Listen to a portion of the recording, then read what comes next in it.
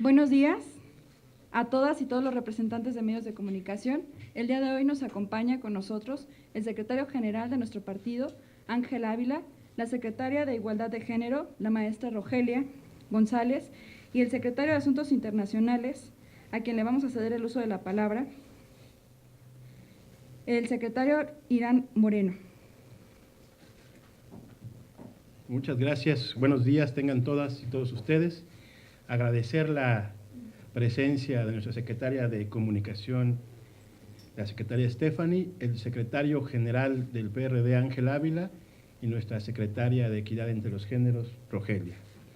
Pues en primer lugar quiero comentarles que el Partido de la Revolución Democrática expresa su preocupación por la firma de la orden ejecutiva que el presidente Donald Trump firmó hace unos días, hace unas semanas, para el despliegue de tropas en la frontera sur. ¿Y por qué sacó este tema el día de hoy? Porque el pasado fin de semana se reunió en Lima, Perú, los países de América Latina, el Caribe, Estados Unidos y Canadá. Y en esta cumbre, el presidente Enrique Peña Nieto y su aprendiz de canciller no lograron posicionar el tema del despliegue de tropas en la frontera sur de Estados Unidos, que no es un agravio para nuestro país, sino es un agravio para toda América Latina y el Caribe y Sudamérica, que sus ciudadanos utilizan nuestro territorio para llegar a Estados Unidos. El sellar la frontera sur de Estados Unidos con México no solo afecta las relaciones México-Estados Unidos, sino que también las conflictúa con el resto de los países de América Latina y el Caribe. El tema regional de la migración es un tema muy preocupante para el PRD y para los partidos que conformamos el Frente, porque lo que genera es un estancamiento de la migración en nuestra frontera norte, ya de por sí saturada, con ciudadanos haitianos, que alrededor se encuentran 7,000, más los 1,500, 2,000 ciudadanos que venían en caravana en semanas pasadas, más la migración que en estos días se va acumulando. Entonces es un tema de preocupación para los integrantes del Frente de cara al proceso electoral. No es un tema solo de la relación México-Estados Unidos, es un tema de la relación de Estados Unidos con toda América, y por eso era muy importante que el presidente de la República, en su visita a Lima, Perú, lograra generar un consenso para que el tema de la migración fuera un tema de la región frente a los Estados Unidos y Canadá, y para que de manera conjunta se pudiera dar soluciones a esta problemática que se está dando regionalmente. Por eso lo sacamos a colación. Por eso es muy importante mencionarlo en esta conferencia de prensa y reiterar lo que nuestro candidato a la presidencia mencionó con respecto al tema de los mexicanos que viven, trabajan y estudian en Estados Unidos, a los migrantes. Decir que México, si gana el Frente, vamos a buscar una relación mutua, de mutuo respeto entre ambos países, pero no va a ser solamente una relación que dependerá de los ejecutivos mexicano y de Estados Unidos, sino que como Frente buscaremos generar coincidencias entre los diversos países expulsores de migrantes que pasan por territorio nacional y que, sin duda, generan un conflicto en nuestro país. Y generan un conflicto porque son carne de cañón para los grupos delincuenciales y porque además son y serán utilizados para organizar, para engordar las organizaciones del crimen organizado. En ese sentido, queremos reiterarles a todas y todos ustedes que de ganar el Frente vamos a presentar una reforma para que las y los mexicanos que viven en los Estados Unidos sean representados en el Congreso.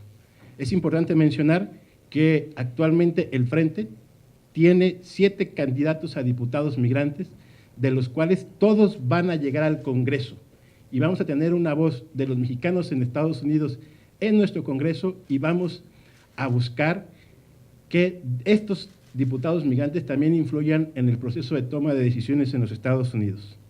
Vamos a reestructurar el famoso programa 3x1 que ha abandonado el gobierno de Enrique Peña Nieto y vamos a darle no solamente voz en el Congreso a los migrantes, sino que también vamos a buscar que los migrantes que radican en Estados Unidos y que quieran aportar al desarrollo mexicano lo puedan hacer a partir del programa 3x1.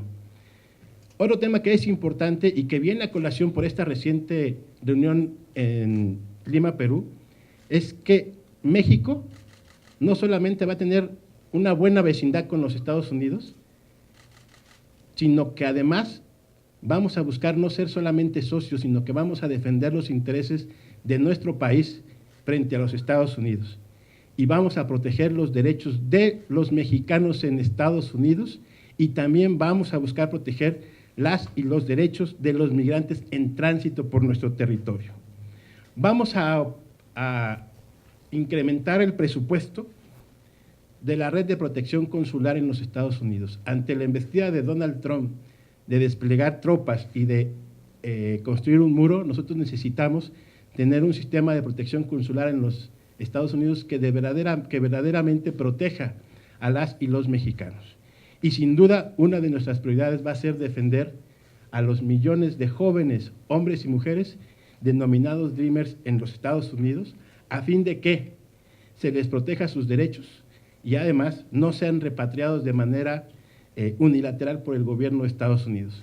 Porque si bien son jóvenes que fueron llevados por sus padres a muy corta edad, estos jóvenes ya hicieron familia, muchos de ellos tienen propiedades, autos, casas y tienen también negocios que deportados de manera indiscriminada por parte del gobierno de los Estados Unidos perderían todo su patrimonio en Estados Unidos y en México tendrían pocas posibilidades de desarrollo.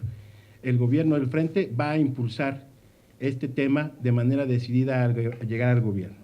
Y finalmente, en el caso de Siria, la semana pasada mandamos un comunicado en el que condenábamos los ataques de Estados Unidos, Reino Unido y Francia en Siria por supuesta utilización de armas químicas en poblados en este país. Nosotros le hicimos un llamado al gobierno federal para que en el marco de las instancias internacionales demandara diálogo político, para que en las instancias internacionales promoviera encuentros entre las partes para solucionar el conflicto. Y sin embargo, el gobierno mexicano, hoy en Lima, Perú, condena el ataque con armas químicas del gobierno supuestamente impulsado por el gobierno sirio y no toca con el pétalo de un misil a los miles de misiles que envió Estados Unidos, Francia y Reino Unido a Siria. Y nos parece que estas cosas son condenables, pero además deben de enmarcarse en el marco del derecho internacional, el cual violó los Estados Unidos. Una vez más demandamos al gobierno de México a ver si hace oídos a estas demandas, de hacer un llamado a la comunidad internacional para que la solución del conflicto se dé en el seno de la Organización de las Naciones Unidas, paren las hostilidades militares y hacer un llamado a la no utilización de la fuerza militar para la solución de controversias internacionales. Es muy importante estos dos temas porque sin duda son temas que repercuten en la política nacional de nuestro país y que el gobierno mexicano hoy, ante esta situación, carece de una política de Estado internacional, carece de un planteamiento de Estado en las relaciones internacionales y porque una vez más se pone de tapete frente a los Estados Unidos en el caso de Siria, pero también no busca los mecanismos de organismos internacionales para que de manera conjunta se haga un planteamiento regional de aquellos países expulsores de migrantes que sin duda pasan por nuestro territorio y que buscan llegar a Estados Unidos y que con soluciones militares no se resuelve el problema de la migración. Pues ese es el posicionamiento del PRD frente a estos temas internacionales. Sin duda, esto nos lleva a solidarizarnos con la caravana de migrantes que pasan por territorio nacional y sin duda también esto nos sitúa en el lado de la oposición internacional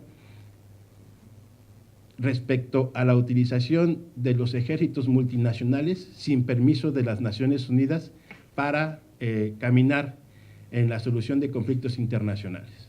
Es cuanto. Tenemos una pregunta de Gaspar Vela, es respecto a otro tema. Hola, ¿qué tal? Buenos días. Ángel, aprovechando que estás aquí, ayer se registra el asesinato de un alcalde en un municipio de Jalisco. ¿Cuál será la postura del Partido de la Revolución Democrática? Si hay necesidad, habrá necesidad de reforzar la seguridad en el marco de esta campaña electoral, y también el posicionamiento respecto a los hechos que se registraron en Puerto Escondido, Oaxaca, estas agresiones de integrantes de la CENTE contra militantes del PRI, Partido Verde. Bueno, primero decir que este ha sido el sexenio más letal en términos de ataques a presidentes municipales. Desde el PRD volvemos a levantar la voz una vez más para que el gobierno federal rectifique su estrategia de seguridad. Hemos terminado el año 2017 con un conteo de asesinatos de más de 20,000 asesinatos. Esto quiere decir que la estrategia es fallida, y mientras el gobierno federal no reconozca que su estrategia no funciona, las cosas difícilmente van a cambiar. Eso nos lleva como consecuencia de que los presidentes municipales son los más vulnerables a las presiones, chantajes, asesinatos por parte del crimen organizado. Está muy claro que el estado de Jalisco no es la primera vez que sucede este asunto. Hemos visto cómo se han amedrentado constantemente a presidentes municipales. Nosotros en la mesa de diálogo de gobernación, que por cierto no se ha vuelto a instalar, el PRD llevó ahí, en voz de su presidente Manuel Granados, una propuesta clara de revisión de la estrategia federal en materia de seguridad, que tiene que ver principalmente con el proceso electoral, en donde el gobierno federal, en coordinación con los gobiernos estatales, pueda garantizar a los ciudadanos su participación libre y pacífica durante el proceso electoral. Eso no se ha hecho. No conocemos el atlas de riesgo por parte de la Secretaría de Gobernación.